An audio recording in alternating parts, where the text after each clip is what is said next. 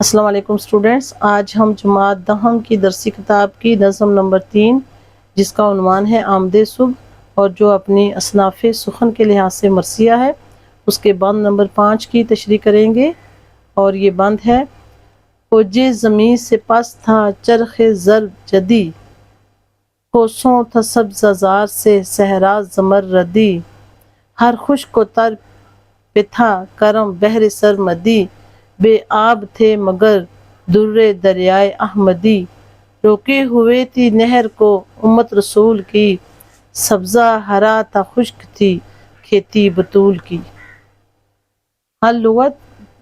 کے الفاظ ہیں: اوج بلندی، اونچائی، مرتبہ، ارتقاء، بلند مقام، پست نیچے، کم بلند، مرتبے میں کم، عزت میں کم۔ چرخ زبر جدی، نیل گوں آسمان، نیلے رنگ کا آسمان، کوسوں میلوں دور فاصلے پر، دور دور تک، سبزہ ہریالی، سبزہ زار سبزے اور ہریالی سے بھرا علاقہ، سرسبز علاقہ،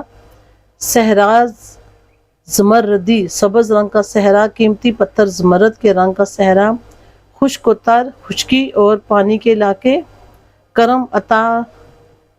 دین اللہ تعالیٰ کی دین، بحر سرمدی ہمیشہ چلنے والے سمندر، لازوال سمندر، بے آب بغیر پانی کے، درے ہیرے قیمتی پتھر، مراد اہل بیت نبی صلی اللہ علیہ وسلم کا خاندان جو ہیروں کی طرح قیمتی تھا۔ امت رسول کی، حضرت محمد صلی اللہ علیہ وسلم کی امت کے لوگ، ایمان ان کے ماننے والے، اور کھیتی بطول کی، حضرت فاطمہ الزہرا کی اولاد۔ بطول حضرت فاطمہ کا لقب ہے اور اس کا مطلب ہے یعنی پاک دامن، اور اس کا مفہوم ہوا: آج کے دن میدان کربلا کی زمین جس حسن اور وقار اور عزت میں بلند تھی، آسمان اس کے سامنے پھیکا پڑ گیا، اور اس کے علاوہ دور دور تک سبزہ ہی سبزہ تھا، صحرا بھی سبز ہو گیا، خشکی اور پانی میں رہنے والے سب پر کرم تھا، ان کے لیے ہمیشہ چلنے والے سمندر تھے، مگر پیاسے تھے تو اہل بیت یعنی نبی صلی اللہ علیہ وسلم کا خاندان، اور پانی روکنے والے بھی آپ صلی اللہ علیہ وسلم کی امت کے لوگ تھے، اور حضرت فاطمہ الزہرا کی اولاد پیاسی تھی۔ تشریح: اپنی نظم آمد صبح جو کہ ایک طویل مرثیہ کی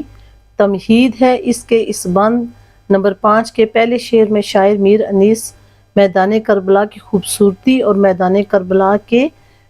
شہداء کی وجہ سے اس کو جو مقام ملا وہ بیان کر رہا ہے کہ یہ زمین اتنی خوبصورت ہے کہ اور مرتبہ و مقام میں بلند ہے کہ آج آسمان اس کے سامنے کم حیثیت اور پست نظر آ رہا ہے۔ دوسرے مصرعے میں شاعر مبالغہ آرائی سے کام لیتا ہے کہ اس صحرا میں میلوں تک اور حد نگاہ تک سرسبز علاقہ نظر آ رہا تھا، اور صحرا قیمتی پتھر جو کہ رنگ میں سبز ہوتا ہے یعنی زمرد، اس کی طرح کا سبز تھا۔ دوسرے شعر میں ہے کہ ہر خشک و تر خشکی اور پانی میں رہنے والوں پر اللہ تعالیٰ کا کرم تھا، ان کے لیے لازوال اور نہ رکنے والے سمندر جاری تھے، یعنی دنیا کی تمام مخلوقات کے لیے پانی دستیاب تھا، مگر جو پیاسے تھے وہ تھے میرے نبی صلی اللہ علیہ وسلم کے خاندان کے لوگ۔ درے کا لفظ قیمتی پتھر کے لیے استعمال ہوتا ہے، اور یہاں پر اہل بیت یعنی نبی صلی اللہ علیہ وسلم کے نواسوں کو قیمتی پتھر یعنی ہیرے کہا گیا ہے۔ 5ویں بند کے آخری شعر میں شاعر اس بات پر رو رہا ہے کہ جن لوگوں نے نہر فرات پر قبضہ کر کے اہل بیت کے لیے پانی بند کر رکھا ہے اور ان کو پیاسا رکھا ہے، وہ بھی میرے نبی کی امت کے لوگ ہیں یعنی مسلمان ہیں، نبی صلی اللہ علیہ وسلم کی امتی ہیں۔ آخری مصرعے میں انتہائی دکھ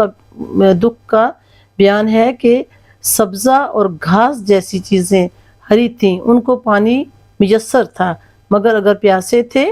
خشک ہونٹ لیے ہوئے تھے، تو وہ تھے میرے نبی صلی اللہ علیہ وسلم کی لاڈلی بیٹی حضرت فاطمہ الزہرا کی اولاد،